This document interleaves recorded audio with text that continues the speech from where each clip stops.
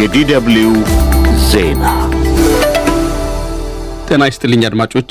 በቅድሚያም አርስተ ዜና። ኤርትራ ጦሯን ከኢትዮጵያ ድንበር ለማስወጣት መስማማቷ ተገለጠ። ጠቅላይ ሚኒስትር አብይ አህመድ ኤርትራ ጦሯን ለማስወጣት የተስማማችው ከፕሬዝዳንት ኢሳያስ አፈወርቂ ጋር አስመራ ውስጥ ባደረጉት ውይይት መሆኑን ይፋ አድርጓል።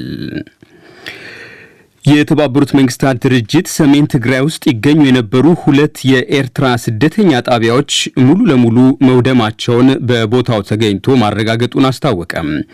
2ቱ የስደተኛ ጣቢያዎች ውስጥ 20,000 ግድም ከኤርትራ እንደመጡ የሚነገርላቸው ስደተኞች ተጠልለው ይገኙ ነበር ተብሏል። 6ኛው አገራዊ ምርጫ የምራጮች ምዝገባውን ጀምሯል። ከ10 ሚሊዮን በላይ ምራጮች ይመዘገብባቸዋል ተብለው በሚጠበቁት የደቡብና የሲዳማ የምርጫ ክልሎች ዛሬ በከፊል ተከፍተው ምራጮችን ሲመዘግቡ ውለዋል።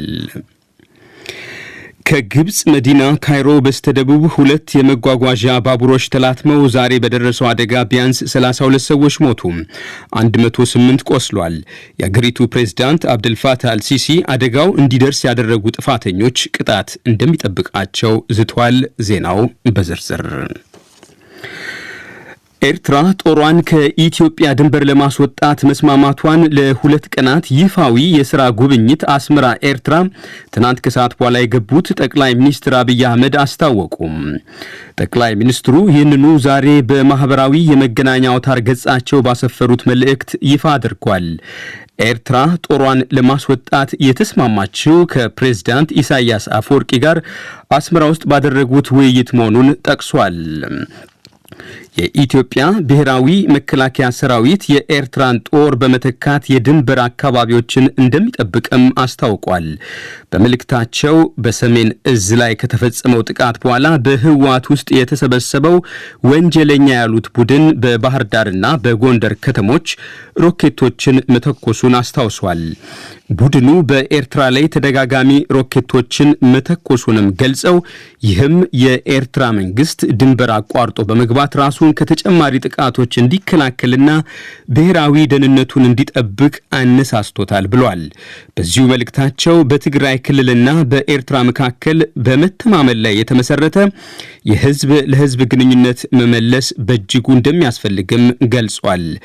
ኤርትራና ኢትዮጵያ በመተማመንና በመልካም ጉርብትና መንፈስ ከ2 ዓመት ከመንፈቅ በፊት የጀመሩትን ግንኙነት እንደሚቀጥሉበትም ጠቅላይ ሚኒስትር አብይ ገልጧል። የተባበሩት መንግስታት ድርጅት ሰሜን ትግራይ ውስጥ ይገኙ የነበሩ 2 የኤርትራ ስደተኛ ጣቢያዎች ሙሉ ለሙሉ መውደማቸውን በቦታው ተገኝቶ እንደተመለከተ የፈረንሳይ ዜና አገልግሎት ዘገበ። የድርጅቱ የስደተኞች ጉዳይ ቃል አቀባይ ቦሪስ ቼሺርኮቭ ከጄኔቫ ዛሬ ለጋዜጠኞች እንደተናገሩት የሺምቤላና ሕጻጽ የስደተኞች ጣቢያዎች የተገኘው የተባበሩት መንግስታት ድርጅት ቡድን 2ቱም ጣቢያዎች ሙሉ ለሙሉ መውደማቸውን መመልከቱን ገልጧል። በስፍራው የነበሩ የሰብአዊ እርዳታ ቁሳቁሶች መዘረፋቸውና መመዝበራቸውንም አክለው ጠቅሷል። ከተባበሩት መንግስታት የሰብአዊ እርዳታ ማስተባበሪያ ጽሕፈት ቤት ልዑክ ጋር ቦታውን በተመለከትንበት ወቅት 2ቱም የስደተኛ ጣቢያዎች ሙሉ በሙሉ ወድመው አግኝተናቸዋል። የሰብአዊ መርጃ ቁሳቁሶች በሙሉ ተዘርፈዋል።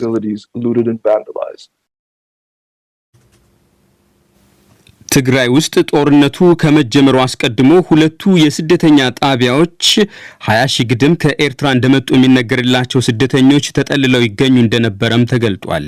2ቱን ጣቢያዎች የመዘበርና ያወደማቸው የትኛው ኃይል እንደሆነ ግን የተባበሩት መንግስታት ድርጅት አልገለጠም። በጣቢያዎቹ የነበሩ የኤርትራ ስደተኞች ጣቢያውን ጥለው መሄዳቸውና በአሁኑ ወቅት ያሉበት ሁኔታም የተባበሩት መንግስታት ድርጅት የስደተኞች መርጃን እጅግ እንደሚያሳስበው ቦሪስ ቼሺርኮቭ ተናግሯል። 6ኛው አገራዊ ምርጫ የምራጮች ምዝገባውን ጀምሯል። ከ10 ሚሊዮን በላይ ምራጮች ይመዘገብባቸዋል ተብለው በሚጠበቁት የደቡብና የሲዳማ የምርጫ ክልሎች ዛሬ በከፊል ተከፍተው መራጮችን ሲመዘግቡ ውሏል።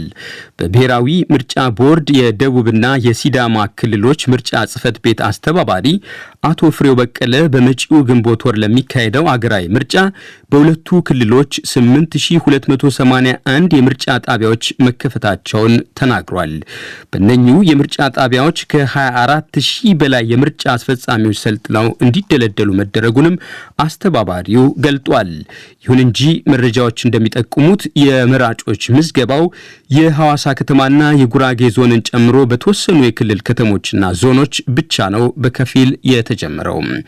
በተቀሩት አካባቢዎች ግን በቦርዱ የጊዜ ሰሌዳ መሰረት ከትናንት ጀምሮ መከናወን የነበረበት የመራጮች ምዝገባ እስካሁን አለመጀመሩን በስፍራው የሚገኘው የዶቼ ቬለ ዲደብሊው ዘጋቢ አረጋግጧል።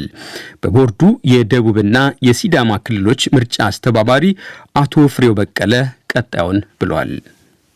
አሁን ምንድነው ቁሳቁሶች ከማሰራጨት አንፃር በተወሰነ ደረጃ ላይ የመንጠባጠብ ነገር ይታያል።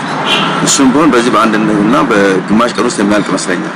አሁን መንገድ ላይ አሉ ቀድሞ የመጡ አሉ። እነኛ ተወሰነ ደረጃ ላይ ክፍተት ሊፈጥሩ ይችላሉ። ለምሳሌ እንደ ደቡብ ክልል ጉራጌ ዞን ቀርቦ ገብቷል፣ እየተሰራጨ ነው አለው። ሲዳማና የመሳሰሉት ደግሞ መንገድ ላይ ናቸው። እነኚህ የተሰራጩ ናቸው አሉት። በአጭር ጊዜ ውስጥ በዛሬና በነገ ውስጥ ተጠናቆ ይገባል ብለን እንጠብቃለን ማለት ነው።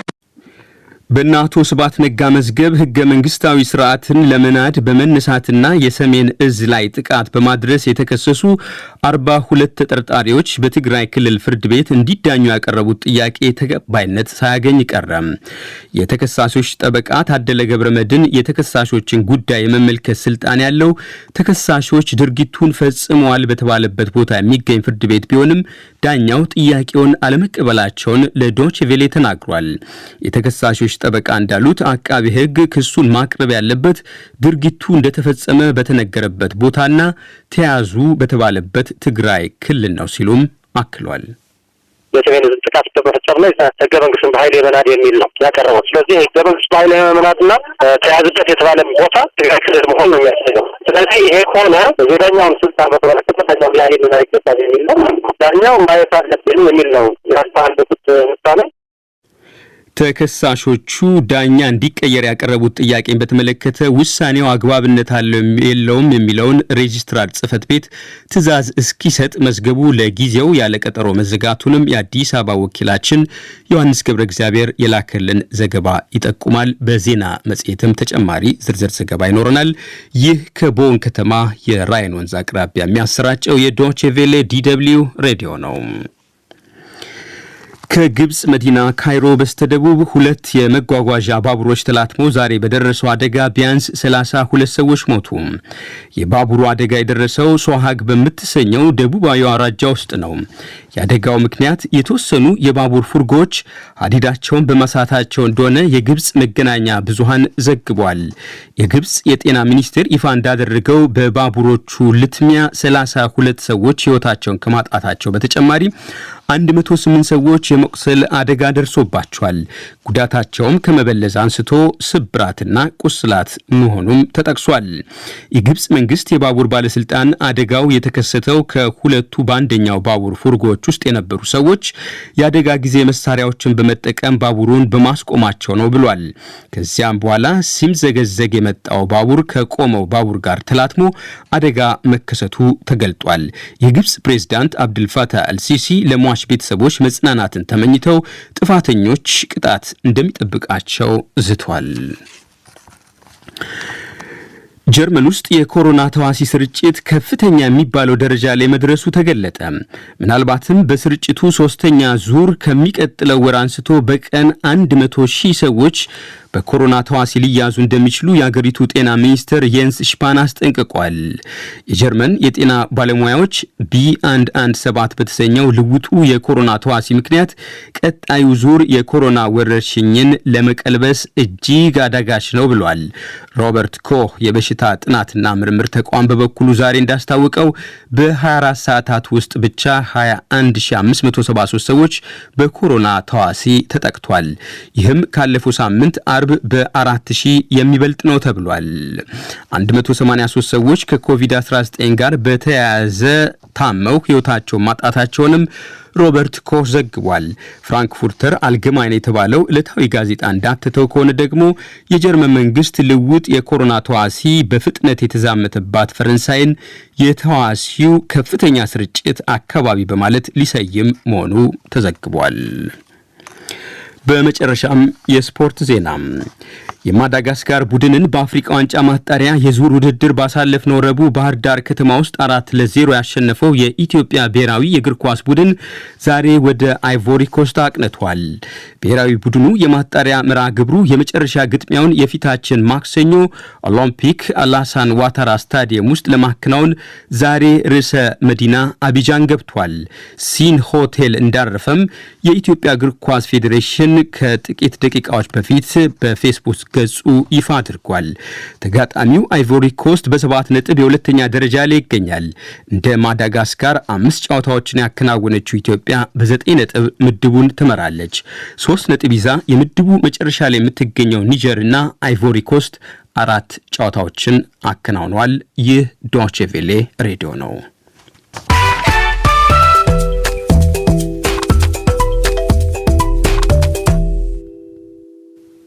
አድማጮች ዜናውን ለማጠቃለል አርስተ ዜናውን በድጋሚ እናሰማለን። ኤርትራ ጦሯን ከኢትዮጵያ ድንበር ለማስወጣት መስማማቷ ተገለጠ። ጠቅላይ ሚኒስትር አብይ አህመድ ኤርትራ ጦሯን ለማስወጣት የተስማማችው ከፕሬዝዳንት ኢሳያስ አፈወርቂ ጋር አስመራ ውስጥ ባደረጉት ውይይት መሆኑን ይፋ አድርጓል። የተባበሩት መንግስታት ድርጅት ሰሜን ትግራይ ውስጥ ይገኙ የነበሩ 2 የኤርትራ ስደተኛ ጣቢያዎች ሙሉ ለሙሉ መውደማቸውን በቦታው ተገኝቶ ማረጋገጡን አስታወቀ። ዜናው በዚሁ ተጠናቀቀ። መልካም ጊዜ። ጤና ይስጥልኝ። ለዜናው ማንተጋፍቶት ስለሺ እናመሰግናለሁ። የዜና መጽሔታችን ይቀጥላል። የዜና መጽሔት ለዕለቱ 4 ርዕሰ ጉዳዮችን በትንታኔ እናስደምጣቸዋለን። አድማጮቻችን ከትግራይ መቀሌ በወደ ደረሰን ቀዳሚ ጉዳያችን እንለፍ። በትግራይ ክልል የዜጎች መፈናቀል አሁንም መቀጠሉና የሰብአዊ ድጋፍ አቅርቦት እጥረት ማጋጠሙ ተገለጸም። በክልሉ በተለይም በሽሬ ከተማ ብቻ ከ300,000 በላይ ተፈናቃዮች በከፋ ሁኔታ ውስጥ ይገኛሉ ተብሏል። የትግራይ ጊዜያዊ አስተዳደር ሁኔታውን ለመቆጣጠር የዓለም አቀፍ ለጋሽ ድርጅቶች ድጋፍ ያድርጉ ብሏል። ተፈናቃዮችን ወደ ቀደመው መኖሪያቸው ለመመለስም ፖለቲካዊ ውሳኔ ይጠይቃል ብሏል።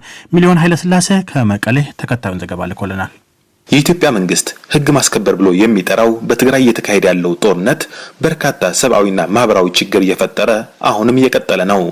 የትግራይ ጊዜያዊ አስተዳደር እንደሚለው አሁን ላይ በክልሉ 1.1 ሚሊዮን ሰዎች ከቀያቸው ተፈናቅለው በጊዜያዊ መጠለያዎችና በሌሎች ቦታዎች ተበትነው ይገኛሉ። በተለይም ከትግራይ ምዕራባዊ ዞን እስካሁን ከ700,000 በላይ ሰዎች ተፈናቅለው በአሁኑ ወቅት በሽሬ፣ አክሱም፣ አድዋ፣ ተንቤንና መቀለ እንደሚገኙ ተገልጿል። መረጃዎች እንደሚያመለክቱት በሽረ ከተማ ብቻ አሁን ላይ 300,000 ገደማ ተፈናቃዮች በትምህርት ቤቶችና ሌሎች ቦታዎች ተጠልለው ይገኛሉ። ከ2 ወራት በፊት ከትግራይ ምዕራባዊ ዞን ተፈናቅሎ ሽሮ የሚገኘው ብርሃነ ካሳይ በትላንትናው ዕለትም የ91 ዓመት እናቱ ጨምሮ ሌሎች ቀሪ ቤተሰቦቹ ከቆራሪት አካባቢ ተፈናቅለው መምጣታቸው ይናገራል።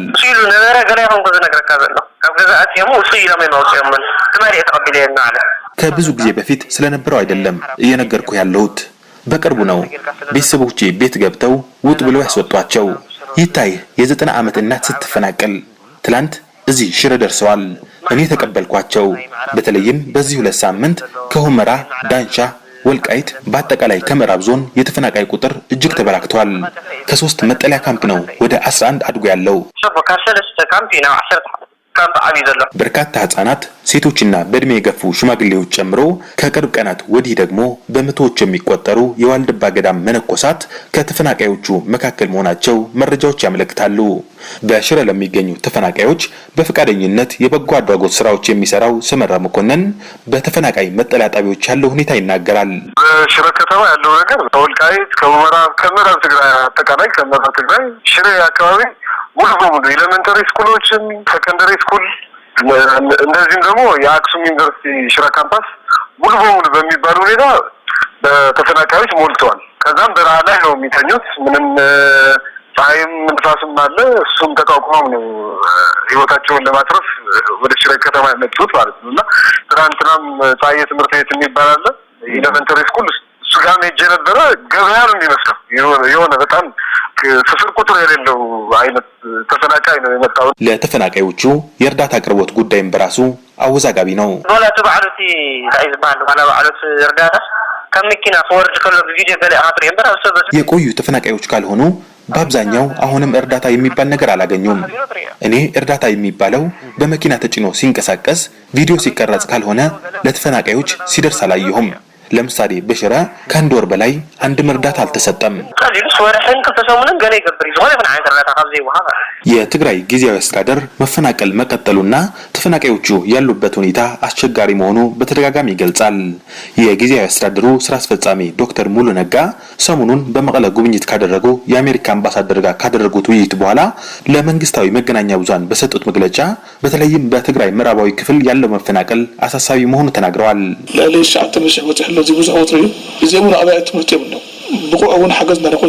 የተፈናቃዮች ቁጥር ተበራክቷል።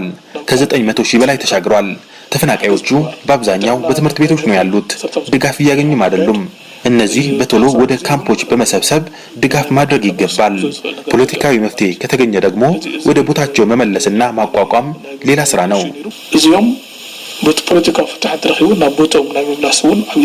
ለዲደብሊው ዘገባ ሚሊዮን ኃይለ ሥላሴ መቀለ። በቀድሞ የህወሓት አመራሮች በእነ አቶ ስብሃት ነጋ የክስ መዝገብ የተከሰሱ 42 ተጠርጣሪዎች ጉዳያቸው ወንጀሉ ተፈጸመ በተባለበት የትግራይ ክልል ይታይልን ሲሉ አመለከቱም።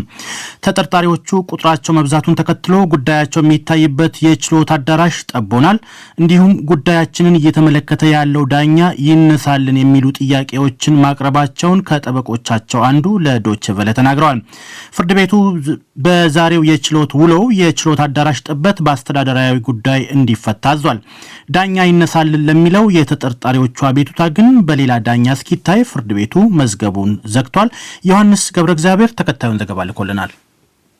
በእነ አቶ ስብሃት ነጋ መዝገብ በህገ መንግስታዊ ስርዓት መናድና የሰሜን እዝ ጥቃት የተጠረጠሩት 42 ተጠርጣሪዎች በጠበቆቻቸው በኩል 3 አቤቱታዎችን አቅርበው ነበር። የችሎቱ አዳራሽ ጥበት የፍርድ ቤቱ ጉዳዩን የማየት ስልጣን ማለትም ጉዳዩ ተፈጸመ የተባለው ትግራይ ክልል ስለሆነ በክልሉ ፍርድ ቤት ልንዳኝ ይገባል የሚልና በፖሊስ የምርመራ ቀጠሮ ጊዜ ጉዳዩን ይመለከቱት የነበሩ ዳኛ ከችሎቱ ይነሱ የሚሉ እንደነበረ ጠበቃ ታደለ ገብረመድህን ለዲደብሊው ተናግረዋል። ፍርድ ቤቱም ሊያይልን አይገባም። አራዳ የመጀመሪያ ደረጃ ፍርድ ቤት ከአመችነት አኳያ ነው። በአንድ መዝገብ ላይ 42 ተጠርጣሪዎች ናቸው ያሉት እና የአዳራሽን በተመለከተ ጠባብ አዳራሽ ስለሆነ አሁን ካለው ወቅታዊ ሁኔታ የኮቪድ ጉዳይ በተያዘ ችሎት ሊቀየር ይገባል፣ ሰፋ ያለ አዳራሽ ሊኖር ይገባል የሚል ነው። ሁሉም ተቃቁፎ ነው የሚቀመጠው አዳራሹ። ሌላው ዳኛው ጉዳይ ሊያዩት አይገባም የሚልም ጭምር ነበረ። ይሄ ያለበት ዋናው ምክንያትም ዳኛው ቀደም ሲል በጊዜ ቀጠሮ ጉዳዩን እያዩት የነበሩ ስለሆነ ፍትሃዊ የሆነ ነገር ይኖራል ብለን ስላላሰብን የፍርድ ቤት መቋቋሚያ አዋጅ 2588 ላይ በግልጽ በተጠቀሰው መሰረት አቅርበን ነበር። 42 ተጠርጣሪዎች በአንድ ጠባብ ችሎት አዳራሽ መስተናገድ ከኮቪድ-19 አንጻር ያቀረቡት ጥያቄ በአስተዳደራዊ ጉዳይ ሊፈታ ይገባል ሲል ችሎቱ ማዘዙን የገለጹት ጠበቃ ታደለ በመቀጠልም አንዱ ጥያቄያችን የጁሪስዲክሽን ጥያቄ ነው። የአካባቢ ወይም የስራ ስልጣን የሚባለው በአማርኛ ማለት ነው። የአካባቢ ስልጣን ማለት ወንጀሉ አንድ ተጠርጣሪ ወንጀሉ ተፈጸመ ተብሎ የሚታሰብበትና ያመነበትን ሁኔታ አቃቤ ማቅረብ ያለበት አካባቢው ላይ ተፈጸመ በተባለበት አካባቢ ነው።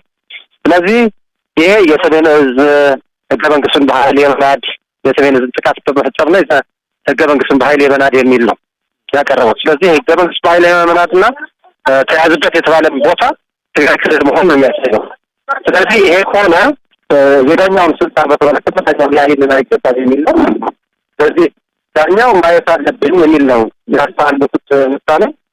ግን ከሌላም ዳኛ መታየት ስላለበት ሁለታቸው ያሉት ውሳኔ የሰጡትን ትዕዛዝ አግባብነት አለው የለውም የሚለውም መወሰን ስላለበት በዚህ ስራ ይሄን መርቶ ትዕዛዝ ያሰጠበት ተብሎ ነው የተሰጠው። ጉዳዩን የያዙት ዳኛ ከችሎቱ መነሳት አይገባኝም ብለው የተከራከሩ በመሆኑ በዚህ ላይ ውሳኔ ሳይሰጥበት ሌሎች አቤቱታዎችን ማየት ስለማይቻል ሬጅስትራር ጽሕፈት ቤት የዳኛው ጉዳይ በሌላ ዳኛ አስወስኖ እስኪቀርብ ድረስ መዝገቡ ለጊዜው ያለ ቀጠሮ መዘጋቱን ነው ጠበቃ ታደለ ገብረመድህን ያብራሩት። ከጠበቃ ታደለ ገብረመድህን ጋር ቃለ መጠይቅ ከማድረጋችን በፊት ቀደም ብሎ ፋና ሬዲዮ ባወጣው ዘገባ የዳኛ ይነሳልኝ ጥያቄያቸው ፍርድ ቤት ውድቅ አድርጎታል ይላል። እውነቱ የትኛው ነው አልናቸው ጠበቃ ታደለ ገብረመድህንን። እንዳገኙት እኔ አላውቅም። እኔ ግን እዛ በነበርንበት ስለ ስርዓቱም ህጉ ጭምር የሚፈቅደው ይነሳልኝ ብለህ ስታቀርብ መነሳት አለበት የለበትም የሚለው ሌላ ዳኛ ራሱ አልነሳም ካለ ሌላ ዳኛ ደግሞ መነሳት አለበት ወይስ የለበትም የሚል ወደ ሬጅስትራር ይመራና ከዛ ሬጅስትራር ወደ ሌላ ዳኛ አስመርጦ ሌላ ዳኛ የሚሰጠውን ትዕዛዝ መሰረት አድርጎ ይመለሳል የሚል ከሆነ ትዕዛዝ ይሰጥበታል፣ ይመለሳል። አይመለስም የሚል ከሆነ ደግሞ አይመለስም። ውድቅ አድርጎታል ግን አይደለም መሆን ያለበት ውድቅ አድርጎታል ሳይሆን ሌጋል ተርም መሆን ያለበት ዳኛው መነሳት የለብኝም ብለዋል። የእነሱን አቤቱታ እንዲነሳ የጠየቀውን አልነሳም ብለዋል። ዳኛው ግን ሬጅስትራር ደግሞ ይሄድና ወደ ሌላ ዳኛ ተመርጦ ዳኛው ትዕዛዝ ይሰጥበታል ነው። ይሄ ነው አሰራሩ አካሄዱ። ለዲደብሊው ዘገባ ዮሐንስ ገብረ እግዚአብሔር ነኝ ከአዲስ አበባም። ላለፉት 6 ዓመታት በየመን በርካቶችን ለሞት ለረሃብና ለበሽታ የዳረገ አስከፊ ጦርነት ተካሂዷል። ከተፋላሚ ኃይሎቹ አንዷ የሆነችው ሳዑዲ አረቢያ የሰላም እቅድ አቅርባለች። የሳዑዲው የውጭ ጉዳይ ሚኒስትር ልዑል ፈይሰል ቢን ፋርሃን አልሳዑድ ሰሞኑን እንዳስታወቁት በተባበሩት መንግስታት ቁጥጥር በመላ ሀገሪቱ የተኩስ አቁም ስምምነት እንዲደረግ ሀገራቸው እቅድ አላት። ተንታኞች ግን የሰላም ስምምነት ተደረሰ ማለት ጦርነቱ ያበቃል ማለት አይደለም ይላሉ። ፀሐይ ጫኔ ተከታዩን ዘገባ እንዲያጠናክራለች። የየመን መንግስት በኢራን ከሚደገፉ ሺዓ ሀውቲ አማጽያን ጋር በሚያደርገው ጦርነት የጠላት በሚል ሳውዲ አረቢያ ለፕሬዝዳንት አብድራቡ ማንሱር ሃዲ ወታደሮች ላለፉት 6 ዓመታት ድጋፍ አድርጋለች። የሳውዲው አልጋውራሽ ልዑል መሐመድ ቢን ሰልማን ከዛሬ 6 ዓመት በፊት በየመኑ የእርስ በርስ ጦርነት ዘው ብለው ሲገቡ ሀውቲ አማጽያን ላይ ፈጣን ድል ይገኛል ብለው ተስፋ ያደርጉ ነበር። በጎርጎሪያኑ መጋቢት 26 ቀን 2015 ዓ.ም የተጀመረው ጦርነት ግን ሀውቲዎች በሂደት እየተጠናከሩ በመምጣታቸው የሳውዲ አረቢያ ጦርነትን የማሸነፍ ነገር የሚሳካ አልሆነም። ከዚህ ይልቅ ጦርነቱ በተባበሩት መንግስታት ድርጅት መረጃ መሰረት ከ230 ሺህ በላይ ሰዎችን ለሞት በሚሊዮን የሚቆጠሩ ሰዎችን ደግሞ ለስደት ለረሃብና ለበሽታ ዳርጓል። ሳውዲ አረቢያ አሁን በየመን ያለውን ጦርነት ለማቆም ሐሳብ አቅርባለች። የሳውዲ መንግስት ባለፈው ዓመትም ተመሳሳይ ሐሳብ አቅርቦ የነበረ ሲሆን ሰሞኑንም የሳውዲ የውጭ ጉዳይ ሚኒስትር ልዑል ፈይሰል ቢን ፋርሃን አልሳዑድ እንዳስታወቁት በተባበሩት መንግስታት ቁጥጥር በመላ ሀገሪቱ የተኩስ አቁም ስምምነት እንዲደረግ ሀገራቸው እቅድ አላት። በአሁኑ ወቅት የሪያድ ገዢዎች ራሳቸውን ከጦርነት ለማላቀቅ አጥብቀው ይፈልጋሉ። ምክንያቱም ሀውቲዎች ዋና ከተማዋን ሰናና ሰፊውን የየመን ሰሜን ምዕራብ ክፍል ተቆጣጥረዋል። ሰሞኑንም በነዳጅ ዘይት በበለጸገችው በማሪባ ከተማ ላይ የማጥቃት ዘመቻ ጀምረዋል።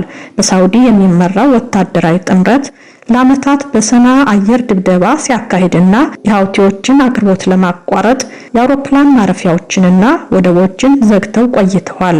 ይሁን እንጂ የሰላም እቅዱን ተከትሎ የሀገሪቱን አቅርቦት ለማሻሻል የሰናን አውሮፕላን ማረፊያና የሁዲዳን የባህር ወደብ እንደገና ለመክፈት ወስነዋል። ይህንን የሳውዲ ውሳኔ አማጽያኑ ምንም አዲስ ነገር እንደሌለው በመግለጽ መጀመሪያ ላይ ውድቅ አድርገውት የነበረ ቢሆንም የአማጽያኑ ዋና ተደራዳሪ መሐመድ አብዱል ሰላም ከሪያድ ከዋሽንግተንና ከኦማን መንግስታት ጋር ለቀጣይ ውይይት ዝግጁ መሆናቸውን ገልጸዋል። የወደቦችና አውሮፕላን ማረፊያዎች መከፈት ግን የሀገሪቱ የህልውና መብት በመሆኑ ለስምምነት እንደ ቅድመ ሁኔታ መቀመጥ የለበትም ሲሉም የሳውዲን ሐሳብ አጣጥለዋል። ይህንን የሳውዲ እርምጃ ተንታኞች ከአሜሪካው ፕሬዝዳንት ጆ ባይደን እርምጃ ጋር ያያይዙታል። የአሜሪካው ፕሬዝዳንት ጆ ባይደን ወደ ስልጣን ከመጡ ወዲህ በሪያድ ንጉሳዊ ቤተሰብ ጫናው የጨመረ ሲሆን ባይደን በየመን የሚደረገውን ጦርነት እንደማይደግፉ አስታውቀዋል። ያ በመሆኑ ለሳውዲ አረቢያ ወታደራዊ ጥምረት ከአሜሪካ ይደረግ የነበረው የቁሳቁስ የደህንነትና የስለላ ድጋፍ ተቋርጧል። በዚህ የተነሳ የመካከለኛው ምስራቅ ተመራማሪ ጊዶ ስቲንበርግ ሳውዲ አረቢያ በየመን ጦርነት ተሸንፋለች ባይ ናቸው። ምክንያቱም የባይደን እርምጃ ለሳውዲዋ ተቀናቃኝ ለኢራንና ለምትደግፋቸው የሀውቲ አማጽያን የልብ የሰጣቸው በመሆኑ በጦርነቱ አሸናፊ መሆናቸውን ይገልጻሉ። ያ በመሆኑ ሪያድ የሰላም እቅድ ማቅረቧ ተገቢ ነው ይላሉ። ስቲንበርግ እንደሚሉት ያ ማለት ግን በየመን የእርስ በርስ ጦርነት ያበቃል ማለት አይደለም። ከጎርጎሪያኑ 1990 ዓመተ ምህረት ከየመን ውህደት በፊት የነበረውን የደቡብ የመን ነፃ መንግስት እንደገና ለመመስረት ለ10 ዓመታት ሲታገሉ የቆዩ ኃይሎችም እንደገና ሊያንሰራሩ እንደሚችሉ ይገልጻሉ። ስለሆነም የሰሜን ሀውቲ አማጽያን በአንድ በኩል የደቡብ ተገንጣይ ኃይሎችና አጋሮቻቸው በሌላ በኩል ግጭት ውስጥ ሊገቡ ይችላሉ ባይ ናቸው። ከዚህ በተጨማሪም ቀድሞውንም ደካማ የጤና ስርዓት ለነበራት የመን ረሃብ፣ በሽታና የኮሮና ወረርሽኝም ለሀገሪቱ ሌላው ጦርነት ነው። የአውሮፓ ህብረት የመሪዎች ጉባኤ ትናንትና በቪዲዮ ተካሂዷል። ስብሰባው በዋናነት ያተኮረው በኮቪድ-19 ወረርሽኝና የክትባት መርሃ ግብር ላይ ሆኖ የአሜሪካ አውሮፓ ግንኙነት፣ የአውሮፓ ሩሲያ እንዲሁም የአውሮፓ ቱርክ ግንኙነትና ሌሎችም ዓለም አቀፍ አጀንዳዎች ውይይት ተደርጎባቸዋል። በስብሰባው የዩናይትድ ስቴትሱ ፕሬዚዳንት ጆ ባይደንም ተካፋይ እንደነበሩ ተነግሯል። ከብራሰልስ ገበያው ንጉሴ ዝርዝሩን ይዟል። የፕሬዝዳንት ባይደን በስብሰባው መካፈል በቀድሞው ፕሬዝዳንት ሚስተር ትራምፕ ምክንያት ከአውሮፓ ርቃ የነበረችው አሜሪካ የተመለሰች መሆኑን የሚያበስር ሆኖ ተወስዷል። የካውንስሉ ፕሬዝዳንትና የስብሰባው መሪ ሚስተር ቻርልስ ሚሼል በመክፈቻ ንግግራቸው የአውሮፓ ህብረት በመደበኛው ጉባኤው የሌላ ሀገር መሪዎችን የሚጋብዝባቸው አጋጣሚዎች ጥቂት መሆናቸውን ገልጸው የዛሬው ጉባኤም ልዩ መሆኑን አውስተዋል። The opportunity tonight to have an exceptional US summit because for the first time in 11 years we welcomed the President of the United States. የዛሬው ጉባኤ የተለየ ነው፣ ምክንያቱም ከ11 ዓመት በኋላ ከፕሬዝዳንት ኦባማ ቀጥሎ ማለት ነው የአሜሪካ ፕሬዝዳንት የተገኙበት በመሆኑ ነው። ይህም የአሜሪካው ፕሬዝዳንት ጆ ባይደን እና የአውሮፓ ህብረት ስለ ወደፊቱ ግንኙነቶቻቸው ያላቸውን እይታ የሚያቀርቡበት አጋጣሚ የፈጠረ ነው ብለዋል። ፕሬዝዳንት ባይደን በበኩላቸው አሜሪካ ከነባር አጋሯ የአውሮፓ ህብረት ጋር የኮቪድ ወረርሽኝን ለመከላከልና ለማስወገድ በሚደረገው ጥረት በአየር ንብረት ለውጥና በዓለም አቀፍ ሰላምና ደህንነት ጉዳዮች በጋራ የምትሰራ መሆኑን የገለጹ ሲሆን የአውሮፓ ህብረት መንግስታትም ከአሜሪካ ጋር በበርካታ ዓለም አቀፍና ሁለትዮሽ ጉዳዮች በጋራ የሚሰሩ መሆኑን በመግለጽ ለፕሬዝዳንቱ ያላቸውን ድጋፍ ገልጸዋል። መሪዎቹ ጉባኤ በዋና አጀንዳው የኮቪድ ወረርሽኝና የክትባት ምርትና ስርጭት ጉዳዮች በስፋት ተወያይቶ የበሽታውን ስርጭት ለመግታትና ክትባትን በስፋት ለመስጠት በሚቻልባቸው ሁኔታዎች ላይ መመሪያዎችን አስተላልፏል። የእስካሁኑ የክትባት አፈጻጸም ችግር የነበረበት መሆኑን የገመገሙት የህብረቱ መሪዎች ክትባቱ በስፋት የሚሰጥበትን አቅጣጫም አስቀምጠዋል። አገሮች የተዋሲውን ስርጭት ለመከላከል እየወሰዷቸው ያሉ እርምጃዎች እንዳሉ ሆኖ ክልከላዎቹና የቁጥጥር እርምጃዎቹ ሲነሱም ቀስ በቀስና በቅንጅት እንዲሆን ማሳሰቢያ ተሰጥቷል። የአውሮፓ ኮሚሽን ፕሬዝዳንት ወይዘሮ ኡርሱላ ቮንደር ላየን በአሁኑ ወቅት የክትባቱ ሂደት እየተፋጠነና ለውጥም እየታየበት መሆኑን ገልጸው እስካሁን የነበረውን የክትባቱን ሂደትም አስረድተዋል። Vaccination is now finally progressing steadily. We have 88 million doses that have been delivered so far. አሁን የክትባቱ ሂደት እየተሻሻለና ለውጥ እየታየበት ነው። እስካሁን 88 ሚሊዮን ብልቃጦች ወይም ዶስ ታድለው 62 ሚሊዮን የሚሆኑ ተሰጥተዋል። በዚህም በአውሮፓ ህብረት በአጠቃላይ 18.2 ሚሊዮኖችን ሁለት ጊዜ ክትባት እንዲያገኙ ለማድረግ ተችሏል ብለዋል። የክትባቱ ሂደት በተፈለገው መጠን ሊሄድ ያልቻለው ኩባንያዎች በሁለታቸው መሰረት ማቅረብ የሚገባቸውን የክትባት መጠን ባለማቅረባቸው መሆኑን የገለጹት ወይዘሮ ቮንደር ላየን አሁን ግን አዳዲስ አሰራሮችን በመዘርጋትና ምርቶችንም በመጨመር ለውጥ የተደረገ በመሆኑ እስከ በጋው መጨረሻ 70% የሚሆነው የህብረቱ ህዝብ ክትባት እንደሚያገኝ እርግጠኛ ሆነው ተናግረዋል። ኮሚሽኑ ከህብረቱ ወደ ሌሎች ሀገሮች በተለይም ወደ ብሪታንያ የሚላኩ ክትባቶችን ወደ ህብረቱ የሚመጡት እስካልደረሱት ድረስ ሊያግድ ይችላል በማለት አቅርቦት የነበረውን ሐሳብ ጉባኤው የመከረበት ቢሆንም ህብረቱ ለሌሎች ሀገሮች የሚላኩ ክትባቶችን እንደማያግድ ግን ደግሞ ኩባንያዎች ለህብረቱና አባል ሀገሮች የገቡትን ውል በማክበር ምርታቸውን በወቅቱና በትክክል ማቅረብ እንዳለባቸው አሳስቧል። የክትባት ሰርቲፊኬትን ወይም ፓስፖርትን በሚመለከትም የመሪዎቹ ጉባኤ ሐሳቡ ዜጎች በነፃና ያለ ስጋት ሊዘዋወሩ የሚችሉበት አሰራር መሆኑን በማመን ኮሚሽኑ በቀጣይ ዝርዝር ሁኔታዎችን አካቶና አጥንቶ እንዲያቀርብ በማሳሰብ ከወዲሁ ግን ዋናውና ወሳኙ ስራ ክትባቱን በማፋጠን የተዋሲውን ስርጭት መግታትና ወረርሽኙን ማስወገድ መሆኑን አስታውቋል። የመሪዎቹ ጉባኤ ከቱርክ ጋር ያለው ግንኙነት ሊሻሻል የሚችልባቸውን ፕሮግራሞች ኮሚሽኑ አሁን ካለው ሁኔታ አንጻር ገምግሞ እንዲያቀርብም አሳስቧል። ከሩሲያ ጋር ስለሚኖረው ግንኙነት ግን በመጪው ሰኔ ወር ምናልባትም በአካል በሚደረግ የመሪዎች ጉባኤ በጥልቀት የሚመከርበት መሆኑ ተገልጿል። ገበያው ንጉሴ ለዲዳብሊው ብራስልስ። በተከታይነት ደግሞ የፊታችን እሁድ የሚተላለፈውን የውይይት ዝግጅታችንን ላስተዋውቃችሁ።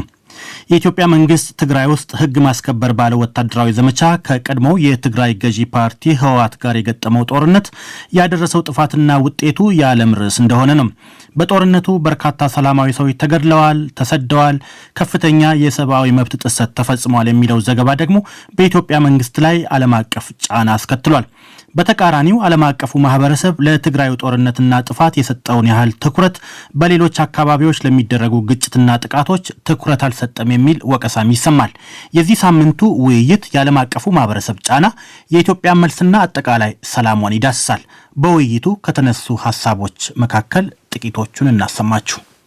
በተለይም ደግሞ መንግስት እስከ መጨረሻው ሰዓት ድረስ እየዋሸ በቆየበት የኤርትራ ሰራዊት ገብቶ ንጹሃን ዜጎች ላይ ጥቃት አድርሷል የሚባሉ ሪፖርቶች ከመሬት እየመጡ እስከ መጨረሻው ሰዓት ይክድ በነበሩ በመንግስት ኃላፊዎች አንጻር የዓለም አቀፍ ተቋማት በተለይ የሰብአዊ መብት ድርጅቶች የዓለም አቀፍ የተባበሩት መንግስታት ጭምር ደጋግሞ ያቀረባቸው ውትወታዎች፣ ጫናዎች ትክክለኛ ስራቸውን የሰሩት በሰው ሀገር ላይ ገብቼ ወጥ ካልሰራው ካላማሰልኩ ቡና ካላፈላው የሚመስል የእንትና ሚሊሻ ከእንትና ክልል የእንትና ሚሊሻ ከእንትና ክልል የሚመል የኢትዮጵያ መንግስት አስተዳዳሪና የኢትዮጵያ መንግስት እጅ ጠምዛዥ የሚመስል የፖለቲካ ጣልቃ ገብነት ግን ተገቢ ነው ብዬ አልወስድም።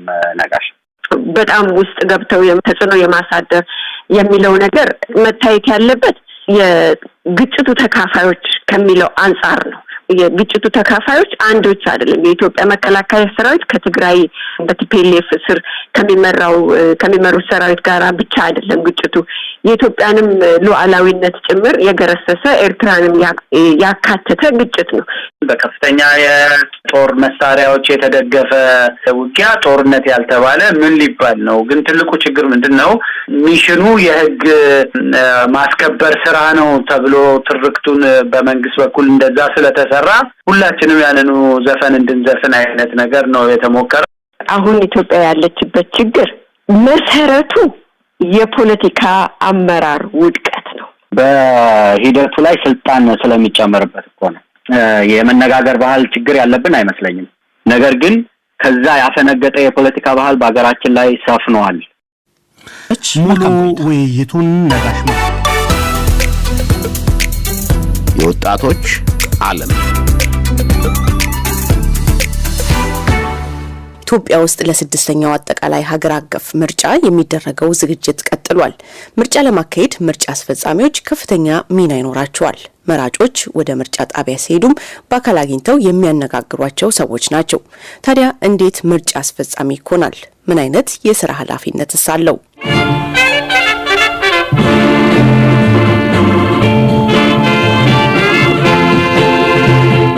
ተመስገን መዝገቡ ባለፈው ጥር ወር ከባህር ዳር ዩኒቨርሲቲ በኮምፒውተር ሳይንስ ትምህርት ተመርቋል። ሰሞኑን ደግሞ በአማራ ክልል በምርጫ አስፈጻሚነት ለማገልገል ስልጠና ከወሰዱት መካከል ነው። ስልጠና ኖርማሊ ራሱን የቻለ ሞጁል አለው።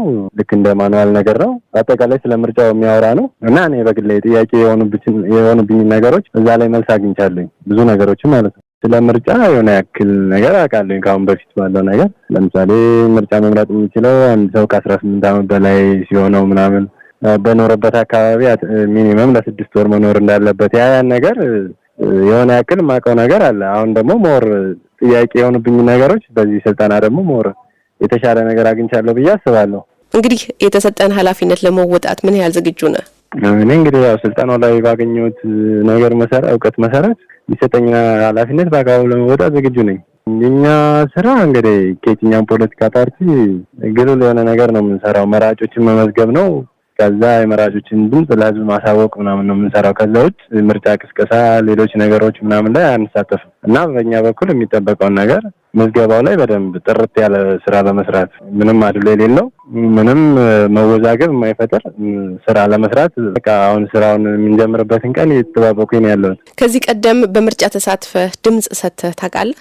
አይ ተሳትፌም ድምጽ ሰጥቼም አላውቅም። የተካሄዱትን ምርጫዎች ከ97 ጀምሮ ሲከታተል ነበር የነበረው ነገር ያው እኔ ባልሳተፍም መረጃውን ግን ሲከታተል ነበር። የ24 ዓመቱ ወጣት የተመዘገብኩት ምርጫ ቦርድ ባዘጋጀው መሰረት በኦንላይን ነበር ይላል። አንዳንዶቹ በጽሁፍ ሌሎቹ ደግሞ ስልክ ተደውሎላቸው ማክሰኞና ሮብ ስልጠና እንዲወስዱ መጠራታቸውንም ነግሮናል። የ25 ዓመቷ ወጣት ኤቢሲ ደግሞ በኦሮሚያ ክልል ስልጠናውን ወስዳለች። ስልጠናው ያው በሁለት አሰልጣኞች ነበር የተሰጠን። በኦሮሚያ ነበር ማኑዋሉም የነበረው በኦሮሚያ ነበር እንደ ኦሮሚያ ክልል በመሆኑ ማለት ነው። በብዛት ዘንድሮ በተመረቁ ተማሪዎች ላይ ነበር ምዝገባው የነበረና ኦሮሚያ ለማይችል በአማርኛ እየተረጎሙልን ማለት ነው። ስልጠናው በጣም አሪፍ ነበር። ያልገባው ጥያቄ በጠየቀው ሰዓት በስነስርዓት በቃ ሰዓታችን ተጠቅመን ነበር የሰጡን። ማኑዋሉንም ሙሉ ለሙሉ አስጨርሰውናል እና በፕራክቲካል መልክ ደግሞ ምርጫውን እንድንመርጥ አድርገውናል። እዛው በስነስርዓት ማቴሪያሉ ሙሉ ማቴሪያሉ ነበረ። ማቴሪያሉ ይሄ ነው ማኑዋሉ ላይ ባለው መሰረት እና ምርጫም ደግሞ ስንመርጥ እንዴት እንደመምረጥ እንዳለብን ኮቪድን በተመለከተም 2 ሜትር ርቆ ሰው እንዲመርጥ ምናምን እሱንም በተመለከተ በደንብ አሳይተውናል። ግጭት እንኳን ሲኖር እንዴት አብሮን ያለው ፖሊስ መጥቶ ማስተካከል እንዳለበት ሁሉንም እንትን ብለው አሳይተውን ነበርና ስልጠናው አሪፍ እንዲሆን አድርገው ነበር ያሳዩ። እንግዲህ በቂ ስልጠና እንዳገኛችሁ ነው የምንረዳው። በምርጫ አስፈጻሚነት ስትሳተፊ ብቻ ሳይሆን የመጀመሪያሽ የሚሆነው ምርጫም ላይ ስትሳተፊ መጀመሪያሽ እንደሚሆን ነው የገለጽሽልኝና ምን አይነት ስሜት ነው ይሄ? አሁን እንዳንድ ዜጋ አሁን እኔ አስፈጻሚ ሆኜ ሲሆን እኔም ራሴን ችዬ እመርጣለሁ። ያው የዜግነት ግዴታዬን ነው የምወጣው ማለት ደስ ብሎኝ ነው እየሰራሁ ያለሁት። የመጀመሪያም ቢሆን ፍላጎትን ያካተተ ነው ፈልጎት ነው እና ደስ ብሎት ነው ተመዝግቦም ስልጠናውንም እየወሰደ የነበረውና እኛም የመምረጥ መብታችንን ተጠቅመን ያው የዜግነት እንትናችንን እንወጣለን ብዬ አስባለሁ። በትክክል መቼ ስራ እንደሚጀምሩ ወጣቶቹ ገና አያውቁም። የሚጠሩበትን ቀን እየተጠባበቁ ይገኛሉ። ኤቢሲ ውልም ተፈራርመን ጨርሰናል ትላለች። ነገር ግን ውሉ መጀመሪያ ላይ ከጠበቀችው የተለየ ሆኖ አግኝተዋለች። ያኔ ማስታወቂያው ላይ አይተንኛ ስንመዘገበው የነበረው ለ4 ወር እንድንሰራና ሰርቲፊኬት እና የስራ ልምድ እንዲጽፉልን ነበረ ማስታወቂያውን አይተን የተመዘገብነው። አሁን ውሉ ግን እጃችን ላይ ሲገባ የ47 ቀን ብቻ አድርጎ ነው ውሉን ያመጡልን። ምንም እንኳን በርካታ ተመዝጋቢዎች እንደጠበቁት የምርጫ አስፈጻሚነቱ ስራ ለ4 ወር የሚቆይ ባይሆንም ለተዋዋሉበት 47 ቀናት አበል ይታሰብላቸዋል። የስራ ልምድ ሰርቲፊኬትና የድጋፍ ደብዳቤም ቦርዱ የሚሰጥ መሆኑን አስታውቋል። ኤቢሲ ወደፊት በተማረችበት የኮምፒውተር ኢንጂነሪንግ ስራ ለማፈላለግ አቅዳለች። ይህ የምርጫ ተሳትፎም ወደፊት ስራ ለማፈላለግ እንደሚረዳት ተስፋ አላት። ስራ ልምድም ስለሚጥፍልን ለምናመለክተው ሲቪያችን ላይ ጥሩ አስተዋጽኦ ይኖራል ብዬ አስባለሁ። በአማራ ክልል በሰሜን ሸዋ ዞን ሾላ ከተማ ባለ አንድ ቀበሌ ምርጫ አስፈጻሚ ሆኖ የተመደበው ተመስገንስ የወደፊት ዓላማው ምንድነው? እስካሁን ስራ አላገኘሁኝም። ገና ከተመረቅን ራሱ አንድ ወር አካባቢ ነው ማለት እረፍት ላይ ነው ያለሁት። ኖርማሊ ስራ ከሰራው በኋላ ያው ስራ መፈለጌን እቀጥላለሁኝ በግሌ። በተማርክበት ሙያ ማለት ነው? አዎ በተማርኩበት ሙያ ፈልጋለሁኝ። የኢትዮጵያ ብሔራዊ ምርጫ ቦርድ ምርጫውን ለማካሄድ ከ140 ሺህ በላይ አስፈጻሚዎች እንደሚያስፈልጉ ድረገጹ ላይ ያወጣው ማስታወቂያ ይጠቁማል። የእነዚህም ምርጫ አስፈጻሚዎች ፈቃደኝነት፣ ገለልተኝነትና ብቃትን እንደሚያረጋግጥም ምርጫ ቦርዱ ገልጿል። ወጣት ሄደን ከቅርብ ወራት አንስቶ ለደቡብ ክልል ምርጫ ቦርድ ትሰራለች። የስርዓተ ጾታ ባለሙያ ናት።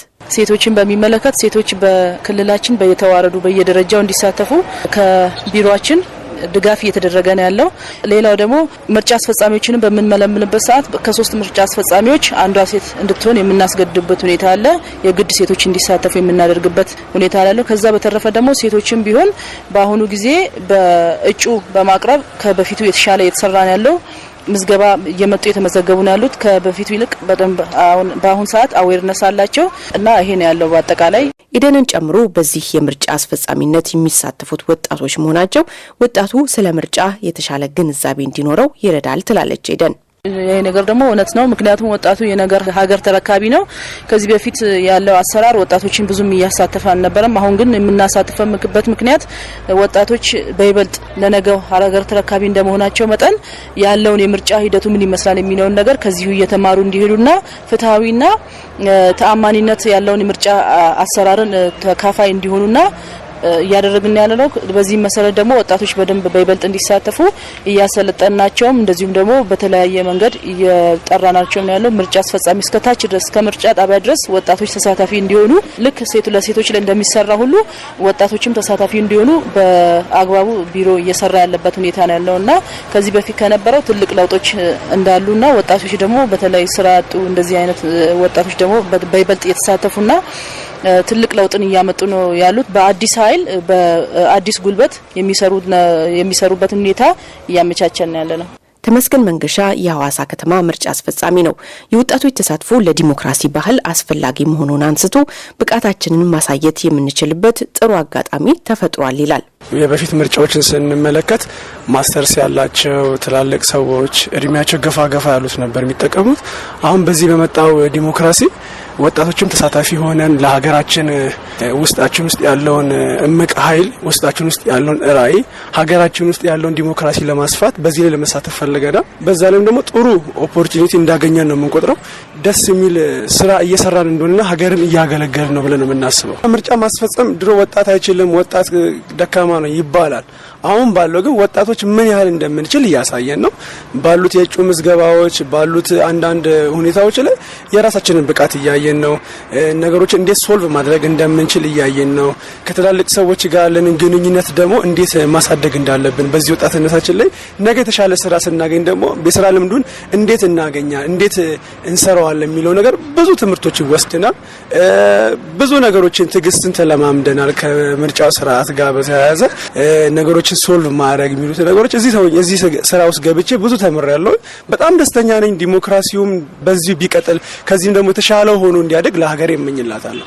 በሐዋሳ ከተማ የአይቲ ባለሙያ ሆኖ ምርጫውን ለማስፈጸም የሚያግዘው ስለሺ ቀደም ሲል እንደሰማችኋቸው ወጣቶች ሁሉ በምርጫ አስፈጻሚነት ብቻ ሳይሆን ድምጽ በመስጠትም ሲሳተፍ ይህ የመጀመሪያ ጊዜው ነው የሚሆነው።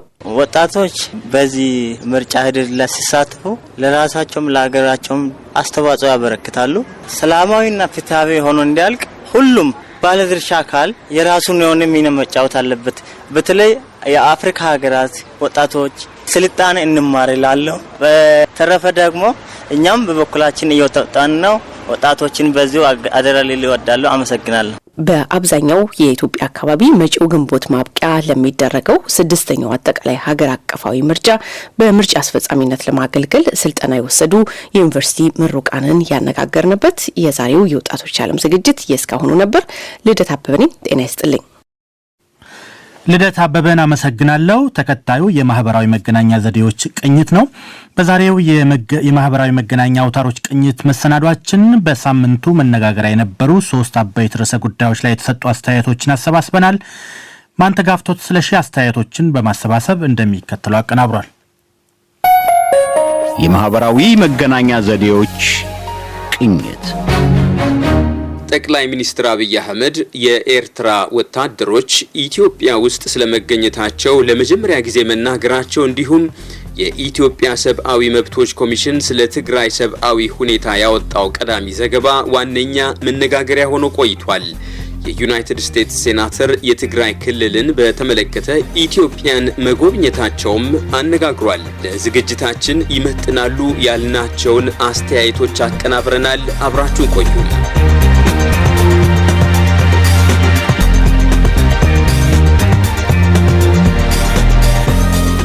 የኢትዮጵያ ሰብአዊ መብቶች ኮሚሽን በምህጻሩ ኢሰመኮ ትግራይ ክልል ውስጥ ደረሰ ያለውን ከፍተኛ የሰብአዊ መብቶች ጥሰትና በሲቪሎች ላይ የተፈጸመውን ጥቃት አስመልክቶ ያቀረበው የመጀመሪያ ደረጃ ቀዳሚ ሪፖርት የበርካቶች መነጋገሪያ ሆኗል። ኢሰመኮ ትግራይ ክልል በአክሱም ከተማ የተፈጸመው ከፍተኛ የሰብአዊ መብቶች ጥሰት በአጠቃላይ በክልሉ የተሟላ ምርመራ የማድረግን አስፈላጊነት ያመለክታል ብሏል። ራስ መኳንንት የተባሉ አስተያየት ሰጪ ኢሰመኮ አሁን ኢሰመኮ መሰለ ሲሉ ፌስቡክ ላይ ባጭሩ ጽፈዋል። የኢሰመኮ ቀዳሚ ዘገባ የኤርትራ ወታደሮች ትግራይ ክልል ውስጥ አደረሷቸው የተባሉትን መጠነ ሰፊ የሰብአዊ መብቶች ጥሰት ሆን ተብለው የተደረጉ ናቸው ብሏል። በዓለም አቀፍ ድንጋጌዎችና መርሆች የተቀመጡ ደንቦችን የሚጥስ ተግባር መሆኑንም ጠቅሷል። በ13 ገጾች የተካተተው የኢሰመኮ የመጀመሪያ ደረጃ ዘገባ ጾታዊ ጥቃትንና ሁሉንም አይነቶች ጉዳቶች የማያጠቃልል መሆኑም ተገልጧል። በዚህ የኢሰመኮ ቀዳሚ ዘገባ በርካታ አስተያየቶች ተሰንዝሯል።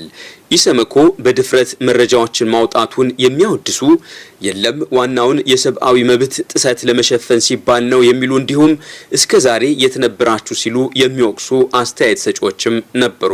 ፍሬው ዳምጠው የተባሉ የፌስቡክ ተጠቃሚ በጣም አሳዛኝ ድርጊት ነው። ንጹህ ህዝብ ምን አደረገ ተብሎ ነው የሚገደለው? ሴቶቹስ ምን ባደረጉ ይደፈራሉ?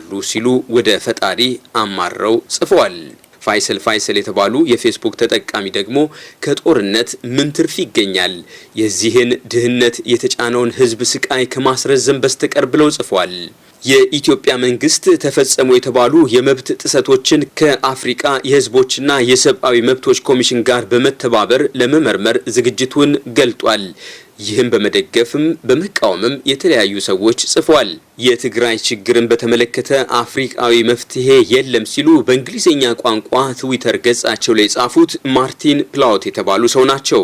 እኚህ ሰው በተለይ የኤርትራና የኢትዮጵያ መንግስትን በከፍተኛ ሁኔታ በመቃወም ይታወቃሉ። ትዊተር ገጻቸው ላይ ያያያዙት የድረገጽ ማገናኛ ሲከፈት ውስጡ ዊሊያም ዳቪሰን በሚባሉ ሰው በሚዘጋጅ ድረገጽ ላይ በዮናስ አረጋዊ የተጻፈ ጽሑፍ ሰፍሮበታል። በርካቶች ዊሊያም ዳቪሰን ለኢትዮጵያና ኢትዮጵያዊነት መልካም አመለካከት የላቸውም፣ ቀውስ እንዲከሰትም ደጋግሞ ይጽፋሉ ሲሉ ይተቻሉ። በእንግሊዛዊው ዊሊያም ዳቪሰን በተቋቋመው ድረገጽ የወጣው ጽሑፍ ለኢትዮጵያ ትግራይ ችግር አፍሪካዊ መፍትሄ የለም ይላል ርዕሱም። ማርቲን ፕላውት የትዊተር ጽሑፋቸውን ከዚህ የድረገጽ ጽሑፍ ቆንጥረው ነው ያሰፈሩት።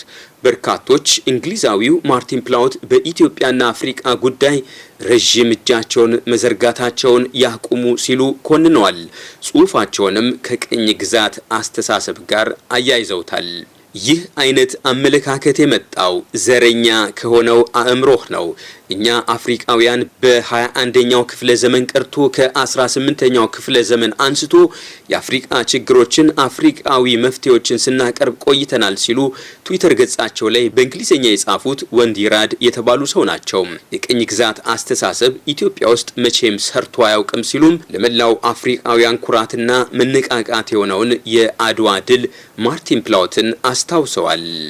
ዘ ፒስ ሜከር በሚል የትዊተር ስም የጻፉ ግለሰብ ደግሞ አሁን የነጭና የጥቁር ህዝቦች ካርድ መጫወት ጀመርክ ሲሉ ማርቲን ፕላውት ትዊተር ገጻቸው ላይ ያያያዙት የኤርትራ ስም ያለበት ድረገጽ የራሳቸው የማርቲን መሆኑን ጽፏል። ያ የራስ ድረገጽ ነው፣ የአስተሳሰብ ልካችንን አትዝለፍ ሲሉም ተችቷል። ሚካኤል አብደታ የተባሉ የትዊተር ተጠቃሚ ደግሞ ቀጣዩን ጽፏል። ህወሓት ከአፍሪካውያን ይልቅ ከአሜሪካውያንና ከአውሮፓውያን ጋር ጠንካራ ትብብር ስለነበረው ነው ከነሱ መፍትሄ እንዲመጣ የምትጠብቀው። ሌላኛው አስተያየት ሰጪ በበኩላቸው እና ምን ይጠበስ ሲሉ ይንደረደራሉ። ጣልቃ ለመግባት አንዳች ቀዳዳ አስፈለገ ሲሉ ጠይቀው ራሳቸው ባጭሩ ይመልሳሉ በፍጹም ሲሉም ቀጥል አድርገውም ጠቅላይ ሚኒስትሩ እጆቻችንን ማንም አይጠመዝዘንም ሲሉ ነግረውሃል የሚል ጽሑፍ አስፍረዋል። ጸሐፊው ሞሼ ዳያን ይባላሉ። መልእክቱ ትዊተር ገጻቸው ላይ ይገኛል። የኢትዮጵያ የሰብአዊ መብቶች ኮሚሽንና የተባበሩት መንግስታት ድርጅት የሰብአዊ መብቶች ከፍተኛ ኮሚሽን በጋራ ሊሰሩ መሆናቸውን ገልጧል። ሁለቱ ተቋማት ትግራይ ውስጥ ተፈጽሟል የሚባለውን የመብት ጥሰትና እንግልት በጋራ ለመመርመር መስማማታቸውን ትናንት ባወጡት መግለጫ አመልክቷል። ጠቅላይ ሚኒስትር አብይ አህመድ በህዝብ ተወካዮች ምክር ቤት 11ኛ መደበኛ ስብሰባ ባደረጉት ንግግር የኤርትራ ወታደሮች የኢትዮጵያ ድንበርን አልፈው መግባታቸውን ለመጀመሪያ ጊዜ አረጋግጧል። በትግራይ ክልል የሰብአዊ መብቶች ጥሰት መፈጸማቸውን ገልጠውም እንደሚጣራ አሳውቀዋል። አይዞህ፣ በርታ፣ ጽና፣ የኢትዮጵያ አምላክ እኛም ኢትዮጵያውያንም ከአንተ ጋር ነን የሚል አስተያየት ለጠቅላይ ሚኒስትሩ የላኩት ግርማ የተባሉ የትዊተር ተጠቃሚ ናቸው። ረዘነ ገብረ መስቀል የተባሉ የፌስቡክ ተጠቃሚ ደግሞ እንደዚህ ሰውዬ ውሸት የሚወደው ሰው የለም ሲሉ ጽፏል። ባጭሩ ቻው ሉዓላዊነት ያሉት ብርሃኑ አለሙ ናቸው። ጠቅላይ ሚኒስትር አብይ አህመድ ለ2 ቀናት የሥራ ጉብኝት ትናንት ከቀትር በኋላ ኤርትራ አስመራ መግባታቸው ተገልጧል። የኤርትራ የማስታወቂያ ሚኒስትር የማነ ገብረ መስቀል በትዊተር ገጻቸው ባሰራጩት መልእክት የኤርትራው ፕሬዝዳንት ኢሳያስ አፈወርቂ ለጠቅላይ ሚኒስትር አብይና አብሯቸው ለተጓዘው የልዑካን ቡድን አስመራ ዓለም አቀፍ አውሮፕላን ማረፊያ በመገኘት ደማቅ አቀባበል አድርጓል። በዚህ ጉዳይ ላይ ከተሰጡ አስተያየቶች መካከል ኤርትራ የኢትዮጵያ ወዳጅ ነች ያሉት ደግሞ ሱሌይማን ብሩ ፈይሳ ናቸው። ሉዓም የተባሉ የፌስቡክ ተጠቃሚ እግዚአብሔር ለንጹሃን ደም ይፍረድ ሲሉ፣ ሀና ሰኢድ ደግሞ በርቱና እዚያ አካባቢ ሰላም አስፍኑ በሚል ፌስቡክ ላይ ጽፏል። የኢትዮጵያ ጠቅላይ ሚኒስትር ዶክተር አብይ አህመድ የኤርትራ መንግስት ጦሩን ከኢትዮጵያ ድንበር ለማስወጣት መስማማቱን ዛሬ አስታውቋል። ጠቅላይ ሚኒስትር አብይ ዛሬ በማህበራዊ መገናኛ ገጻቸው ባሰፈሩት መልእክት እንዳሉት ኤርትራ ጦሯን ለማስወጣት የተስማማችው ከፕሬዝዳንት ኢሳያስ አፈወርቂ ጋር አስመራ ውስጥ መጋቢት 17 ቀን 2013 ዓ.ም ባደረጉት ውይይት ነው።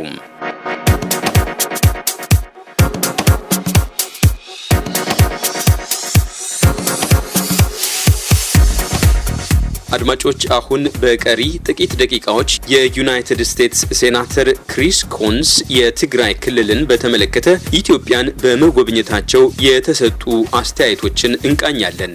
ሴናተሩ የዩናይትድ ስቴትስ ፕሬዝዳንት ጆ ባይደን የቅርብ ሰው ከመሆናቸው አንጻር ወደ ኢትዮጵያ ሊጓዙ ሲነሱ በርካቶች የየራሳቸውን መላምትና ግምት አኑሯል። በኢትዮጵያና ኤርትራ መንግስታት ላይ ጫና በማሳደር ማዕቀብ ሊጥሉ ነው፣ ከህወሓት ጋር መንግስት እንዲደራደር ሊያደርጉ ነው የሚሉና ሌሎች አስተያየቶችም ተሰንዝሯል።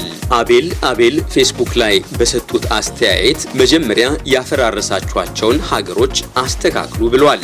እነዚህ ሰዎች ግን የማያሳስባቸው ነገር ምንድነው ሲሉ የጠየቁት ደግሞ ከድሮ ማን ናቸው። ፌስቡክ ላይ ደስታ ሁሪሶ ደግሞ ህወሓት መሞቱን አልሰማንም እያላችሁ እንዳይሆን ሲሉ ተሳልቋል። ሌላው በማህበራዊ መገናኛ አውታሮች በርካቶች አስተያየት የሰጡበት ጉዳይ በሰሜን ሸዋ የንጹሃን ሰዎች መገደላቸው ነው።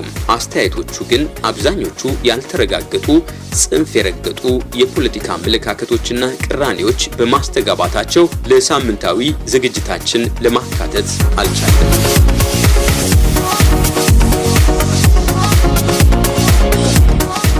አድማጮች የዛሬው የማህበራዊ መገናኛ አውታሮች ቅኝት ዝግጅታችን በዚሁ ይጠናቀቃል። ማንተጋፍቶት ስለሺ ነኝ። መልካም ጊዜ። ጤና ይስጥልኝ። ማንተጋፍቶት ስለሺን አመሰግናለሁ። ኤርትራ ጦሯን ከኢትዮጵያ ድንበር ለማውጣት መስማማቷ መገለጹ፣ የተባበሩት መንግስታት ድርጅት ሰሜን ትግራይ ውስጥ ይገኙ የነበሩ 2 የኤርትራ ስደተኛ ጣቢያዎች ሙሉ ለሙሉ መውደማቸውን በቦታው ተገኝቶ ማረጋገጡን ማስታወቁ፣ 6ኛው ሀገራዊ ምርጫ የመራጮች ምዝገባ መጀመሩም፣ ከግብጽ መዲና ካይሮ በስተደቡብ 2 የመጓጓዣ ባቡሮች ተላትመው ዛሬ በደረሰው አደጋ ቢያንስ 32 ሰዎች መሞታቸው መዘገቡ የዕለቱ ዋና ዋና ዜናዎቻችን ነበሩ። ስርጭቱን በመምራት ታምራዲንሳ ነበርኩኝ። ለአብሮነታችሁ